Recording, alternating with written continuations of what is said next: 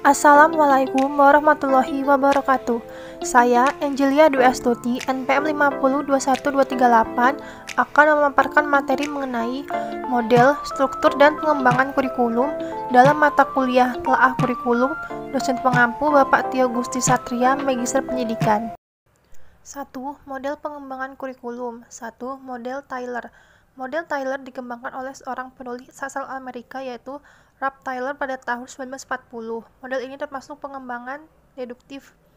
Menurut Tyler, pengembangan suatu kurikulum harus melalui 4 tahap yaitu 1. Analisis tujuan atau objektif. 2. Pengalaman belajar siswa atau selecting learning experience. 3. Mengorganisasikan pengalaman belajar atau organizing learning experience. 4. Evaluasi atau evaluation. 2. Model Taba. Model Taba dikembangkan oleh pendidik asal Estonia yaitu Hilda Taba pada tahun 1962. Menurut Taba, pengembangan suatu kurikulum harus melalui 5 tahapan berikut ini. 1. Melakukan eksperimen melalui praktik atau eksperimen di dalam kelas hingga memperoleh data-data yang relevan. 2. Melakukan uji pada unit eksperimen bertujuan untuk menguji validitas data yang diperoleh. 3. Perbaikan atau revisi dan konsolidasi diperoleh di luar kelas akan dijadikan acuan perbaikan atau revisi. 4. Mengembangkan keseluruhan kerangka kurikulum. Melakukan kajian untuk memastikan kesesuaian antara konsep dan kondisi. 5. Penerapan kurikulum. Setelah dinyatakan sesuai, barulah kurikulum bisa ditetapkan secara bertahap ke daerah yang lebih luas. 3. Model Rogers. Model Rogers dikembangkan oleh seorang psikolog asal Amerika yaitu Carl Ramson Rogers. Menurut Rogers, pengembangan kurikulum harus mengacu pada tahapan-tahapan berikut. 1. Pemilihan target dilakukan sebagai bagian dari kelompok intensif pada suatu sistem pendidikan. 2. Pengalaman guru. Guru harus ikut berpartisipasi dalam membentuk pengalaman kelompok intensif bagi guru yang lain. 3. Mengembangkan kelompok intensif. Di dalam kelas atau unit pelajaran selain guru, peserta didik harus terlibat juga dalam membentuk pengalaman intensif. 4. Melibatkan peran orang tua. Orang tua dilibatkan untuk membentuk pengalaman intensif di rumah dan di luar sekolah. 4. Model Beauchamp. Model ini dikembangkan oleh seorang ilmuwan asal Amerika yaitu George Beauchamp. Menurut Beauchamp, pengembangan kurikulum harus mengacu pada 5 tahapan berikut. 1. Menentukan cakupan wilayah kurikulum, meliputi sekolah, kecamatan, kabupaten, provinsi, hingga tingkat negara. 2. Menentukan pihak-pihak ikut terlibat di dalamnya seperti tingkat kurikulum di tingkat pusat, perguruan tinggi, para praktisi pendidikan, hingga tokoh masyarakat. 3. Organisasi dan prosedur pengembangan dilakukan dengan rumusan tujuan dan tujuan khusus. 4. Implementasi dan penerapan kurikulum. Setelah semua tahap dilalui, barulah kurikulum bisa ditetapkan dan harus disertai evaluasi secara berkala. 5. Model Ahrich-Lewy. Tahapan pengembangan kurikulum menurut model Ahrich-Lewy adalah sebagai berikut. 1. Merumuskan tujuan. Tahap pertama adalah merumuskan tujuan yang hendak dicapai dari penerapan suatu kurikulum. 2. Perencanaan kurikulum. Di tahap ini, pengembang kurikulum harus menyusun rencana kurikulum mulai dari silabus hingga RPP. 3. Uji coba rencana kurikulum. Setelah direncanakan dengan matang, kurikulum harus diuji coba di beberapa sekolah. 4. Uji lapangan.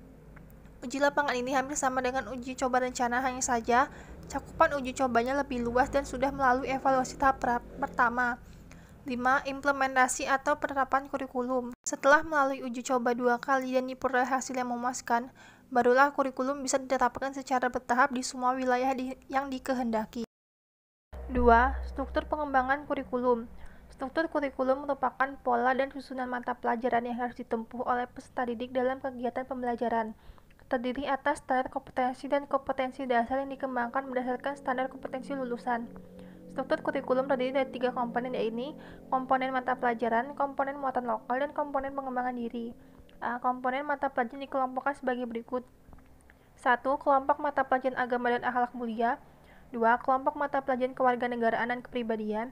3. Kelompok mata pelajaran ilmu pengetahuan dan teknologi. 4. Kelompok mata pelajaran estetika. 5. Kelompok mata pelajaran jasmani dan olahraga dan kesehatan. B. Komponen muatan lokal.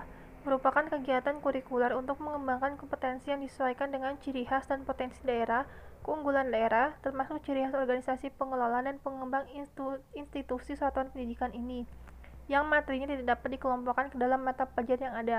Substansi muatan lokal ditentukan oleh satuan pendidikan. C. Komponen pengembangan diri. Pengembangan diri bertujuan untuk memberikan kesempatan kepada peserta didik untuk mengembangkan dan mengekspresikan diri sesuai dengan kebutuhan, bakat, dan minat setiap peserta didik sesuai dengan kondisi sekolah. Kegiatan pengembangan diri difasilitasi atau dibimbing oleh konselor, guru, atau tenaga pendidikan yang dapat dilakukan dalam bentuk kegiatan ekstrakurikuler. Kegiatan pengembangan diri dilakukan melalui kegiatan pelayanan konseling yang berkenaan dengan masalah diri pribadi dan kehidupan sosial, belajar dan pengembangan karir peserta didik. 3. Integrasi pengembangan kurikulum. Definisi dasar oleh Humphreys menyatakan bahwa integrasi kurikulum adalah kurikulum di mana anak didik mengeksplorasi pengetahuan secara luas, kajian bahan ajar terkait beberapa tinjauan dari lingkungannya. Integrasi kurikulum merupakan pendidikan dilakukan tanpa sekat dan mengasosiasikan berbagai aspek kurikulum, fokus pada wilayah kajian yang komprehensif. Kurikulum melihat belajar dan mengajar secara holistik dan mencerminkan dua interaktif yang nyata. Menurut Fogarty, integrasi kurikulum merupakan suatu bentuk kurikulum yang bisa menggabungkan keterampilan, tema, konsep, dan topik secara inter- dan antardisiplin atau penggabungan keduanya.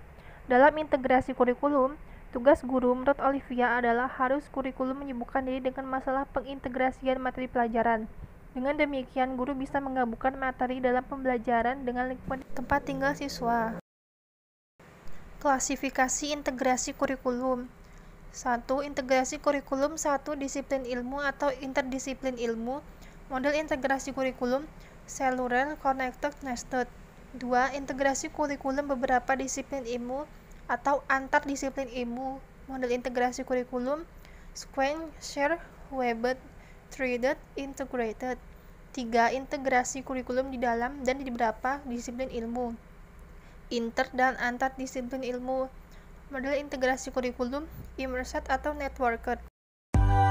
Demikian pemaparan materi mengenai model, struktur, dan integrasi pengembangan kurikulum. Terima kasih, saya akhiri. Wassalamualaikum warahmatullahi wabarakatuh.